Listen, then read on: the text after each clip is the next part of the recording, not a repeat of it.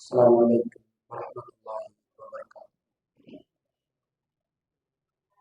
إن الحمد لله نحمده ونستعينه ونستغفره ونعوذ بالله من شرور أنفسنا ومن سيئات أعمالنا.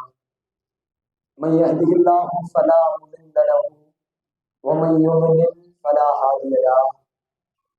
ونشهد أن لا إله إلا الله وحده لا شريك له ونشهد أن محمدا عبده ورسوله.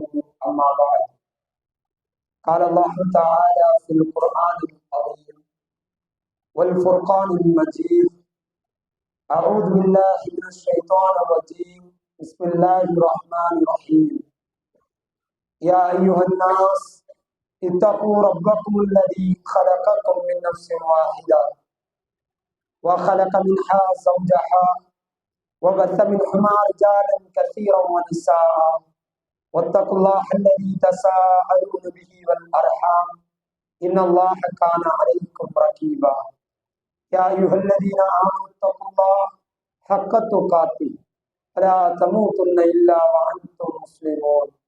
يا أيها الذين آمنوا اتقوا الله وقولوا قولا سديدا يصلح لكم أعمالكم ويغفر لكم ذنوبكم ومن يطع الله ورسوله فقد فاز فوزا عظيما.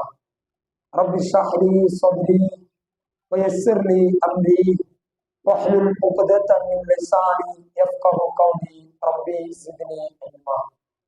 وقال النبينا صلى الله عليه وسلم: إن أصدق الحديث كتاب الله وأحسن الحديث حديث محمد وشر الأمور محدثاتها وكل محدثة بدعة وكل بدعة ضلالة وكل ضلالة في النار.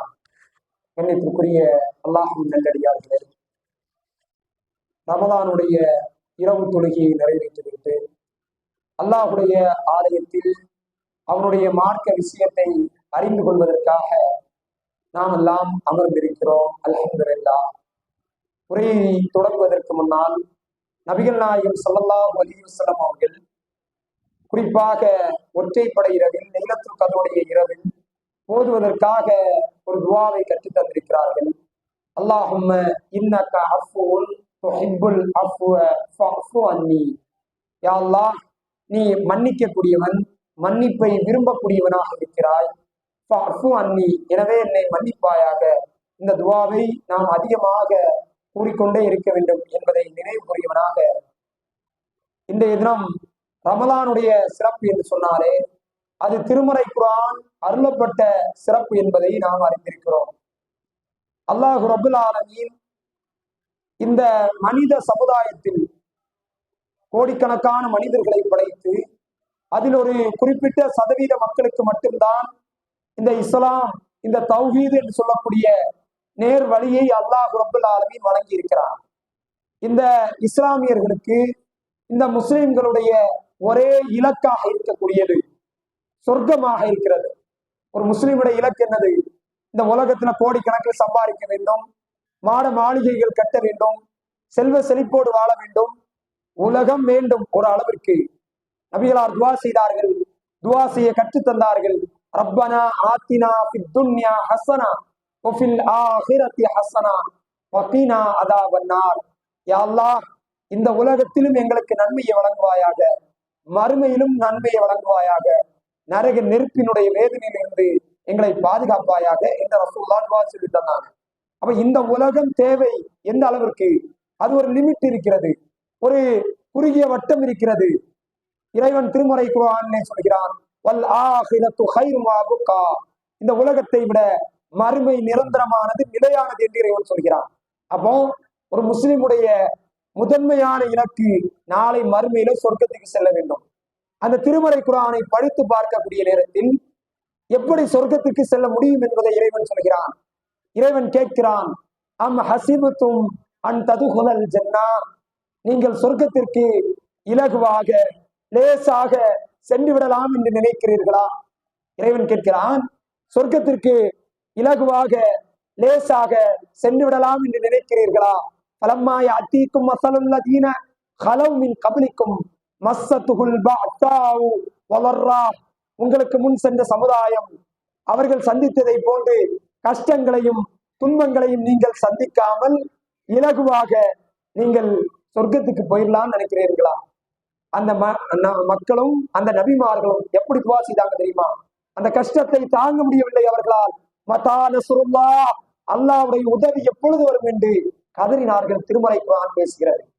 அப்போ சொர்க்கத்துக்கு முன்னாடி வாழ்ந்த மனிதர்கள் கஷ்டப்பட்டதை போன்று கஷ்டப்படாமல் சிரமப்படாமல் சொர்க்கத்துக்கு போக முடியாது என்று இறைவன் இந்த வசனத்துல சொல்கிறான்.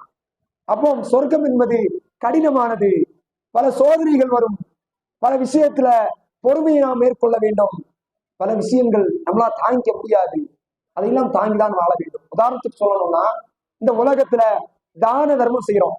10 ரூபாய் இருக்குன்னு வைங்க, ஒரு ஆளுக்கு 1 ரூபாய் கொடுத்துட்டோம்னா நம்மிடத்துல எத்தனை ரூபாய் இருக்கும்? 9 ரூபாய் இருக்கும். இறைவன் இதை கொடுப்பதற்கு சொல்கிறான். வட்டி வாங்கினோம்னு வைங்க, 10 ரூபாய் வட்டிக்கு விடுறோம் வைங்க, 15 ரூபாய் திருப்பி கிடைக்கும். இறைவன் இதை அழிக்கும் என்று சொல்கிறான், இதை தடுக்கிறான். கண்ணுக்கு முன்னாடி தெரியுது, 10 ரூபாய் கொடுக்கிறோம், 15 கிடைக்குது. இறைவன் தடுக்கிறான், செய்யக்கூடாது. அப்போ இது மாதிரி ஏராளமான சிக்கல்கள் நெருக்கடிகள் இந்த உலகத்துல நமக்கு வரும். மது அருந்தக்கூடாது, விபச்சாரம் செய்யக்கூடாது, புறம் பேச முடியாது, சினிமா பார்க்க முடியாது, சீரியல் பார்க்க முடியாது. இப்படி ஏராளமான கஷ்டங்கள் சிரமங்கள் ஒரு முஸ்லிமுக்கு வந்து கொண்டே இருக்கும். நபிகளார் சொன்னார்கள், அத்துன்யா சிஜ்னுல் முஃமின் வ ஜன்னத்துல் காஃபிர், முஃமின்களுக்கு இந்த உலகம் இருக்கிறதே அது சிறைச்சாலை என்று சொன்னார்கள், காஃபிர்களுக்கு சொர்க்கம் என்று சொன்னார்கள். அப்படின்னா என்னது? முஃமின்களுக்கு இந்த உலகத்துல கட்டுப்பாடுகள் இருக்கிறது. அதான் ஏற்கனவே சொன்னது போல, வட்டி வாங்க முடியாது, புறம் பேச முடியாது, மது அருந்த முடியாது, சினிமா பார்க்க முடியாது, இப்படி ஏராளமான விஷயங்கள்ல இறைவன் கட்டுப்பாடுகளை போடுகிறான். அதான் சிறைச்சாலை மாதிரி ஒரு முஃமினுடைய வாழ்க்கை. காஃபிருக்கு சொர்க்கம் என்று சொன்னார்கள், விரும்பியதை செய்திருக்கலாம். அப்போ ஒரு முஸ்லிமாக வாழ வேண்டும் என்றால் பல சிக்கல்கள், பல நெருக்கடிகள், பல சிரமங்களை நாம் சந்தித்துதான் ஆக வேண்டும்.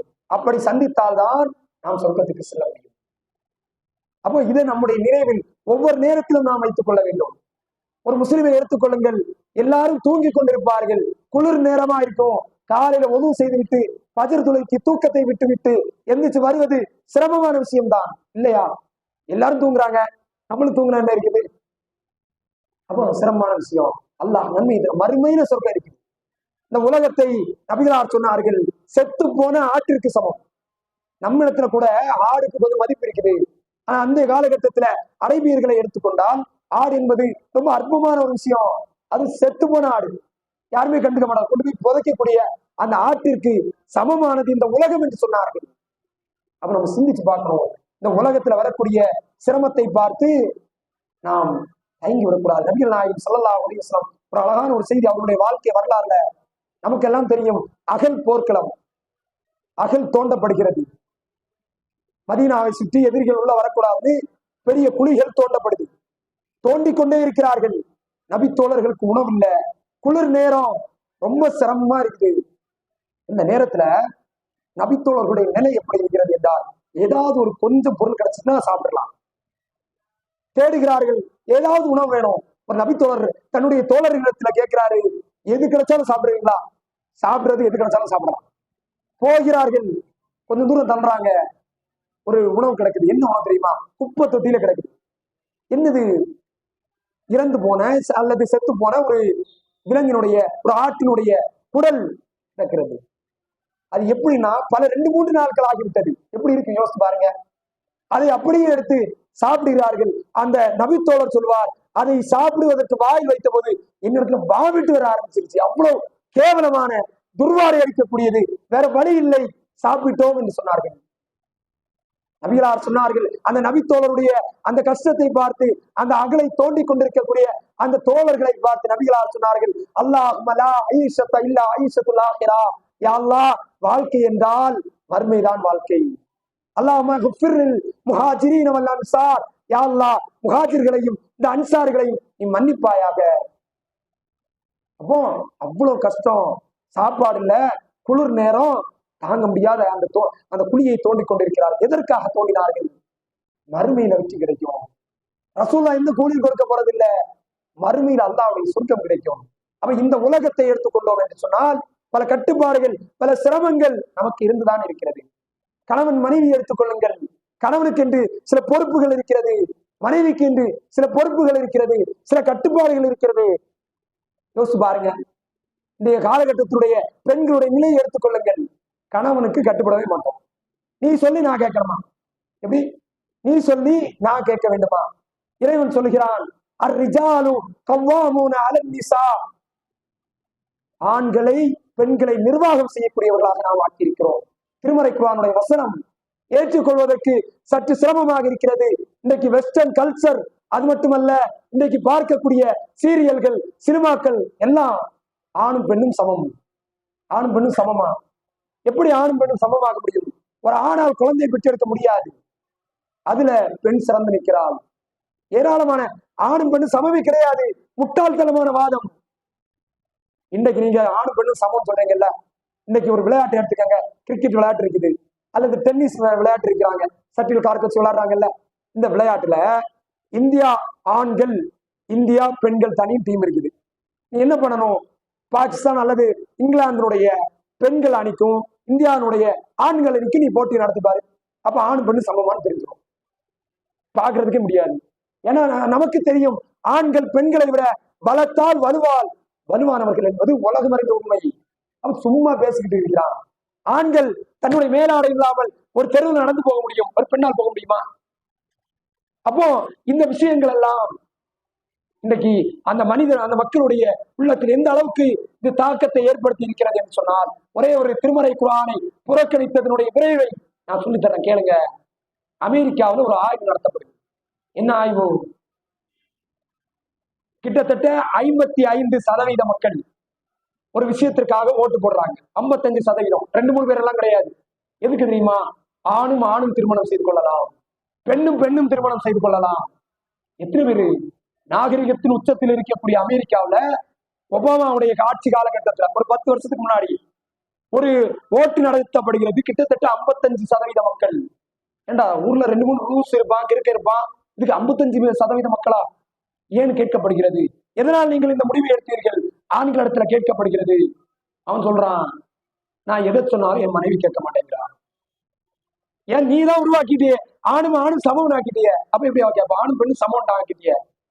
இல்லை, ஒரு பள்ளிக்கூடத்தை எடுத்தால் ஒருவர் ஆசிரியர், பேராசிரியரா இருக்க, ஒருவர் தான் ஹெட் மாஸ்டரா இருக்க முடியும். 2 ஹெட் மாஸ்டரா இருந்தா, 2 முதலமைச்சராக நம்முடைய நாட்டுக்கு இருந்தா, 2 பேர் பிரதமரா இருந்தா, 2 கடவுளா இருந்தா எல்லாமே நாசம். எங்கேயுமே சாத்தியப்படாது.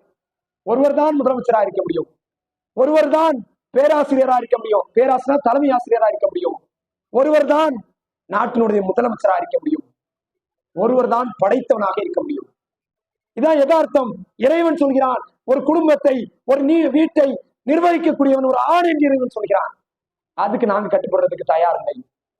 அப்ப என்னது? குடும்பத்துல நிம்மதி இல்லை. அப்ப இப்படி இஸ்லாமிய மார்க்கத்தை புறக்கணித்தோம் என்று சொன்னால் ஏராளமான விளைவுகளை நாம் சந்திக்க நேரிடும். இப்படி ஏராளமான விஷயத்துல திருமறை குர்ஆனோடு வாழ வேண்டும். அந்த நபி தோழர்கள், இறுதியாக ஒரு செய்தியை கூறி நிறைவு செய்கிறேன்.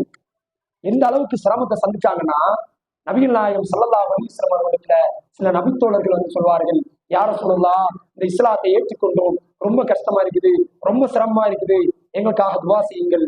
ரசூலுல்லாஹ் சொன்னாங்க, உங்களுக்கு முன்னால் இந்த சிறிய சிரமத்துக்கு துவா கேட்க சொல்றீங்களே, சில நபித்தோழர்கள், சில நபிமார்களும், முந்தைய காலகட்டத்துல நபிமார்களும் இறை நல்லடியார்களும் கஷ்டப்பட்டாங்க. எவ்வளவு தெரியுமா? அவர்களுக்காக ஒரு குழி தோண்டப்பட்டு அதில் ஒரு மனிதர் தன்னுடைய கழுத்து வரை புதைத்து வைக்கப்பட்டு, ரம்பத்தால், ரம்பம்னா இந்த மரையெல்லாம் வெட்டுவாங்கல்ல, அறுப்பாங்கல்ல, அந்த பெரிய ரம்பத்தால் அவருடைய தலை 2 கூறாக பிரிக்கப்பட்டது. இருந்தாலும் அவருடைய உள்ளத்தில் இருந்து ஈமான் விலகவில்லை என்று சொன்னார்கள். அது மட்டுமல்ல, அவர்களுடைய உடம்புகள் இரும்பு சீப்புகளால் கிழிக்கப்பட்டது. அந்த நேரத்திலும் அவருடைய உள்ளத்தில் இருந்து ஈமான் விலகவில்லை என்று சொன்னார்கள். அப்ப இந்த உலகத்துல வரக்கூடிய கஷ்டம், சில நெருக்கடிகளுக்காக நம்ம இஸ்லாத்தை விட்டு போக கூடாது, அல்லாஹ்வை குறை சொல்லிவிடக் கூடாது. இந்த உலகம் அற்பமானது, மறுமை சிறந்தது. அந்த மறுமைக்காக வாழ்ந்து இருவுலகிலும் வெற்றி பெறக்கூடிய நன்மக்களாக அல்லாஹ் ரப்பல் ஆலமீன் நம் அனைவரையும் ஆக்கி அருள்வானாக. வாஹிர தஅவானா அனில் ஹம்துலில்லாஹி ரப்பில் ஆலமீன். சுப்ஹானக அல்லாஹும்ம வ பிஹம்திக அஷ்ஹது அன் லா இலாஹ இல்லா அன்த அஸ்தக்ஃபிருக வ அத்தூபு இலைக். அஸ்ஸலாமு அலைக்கும்.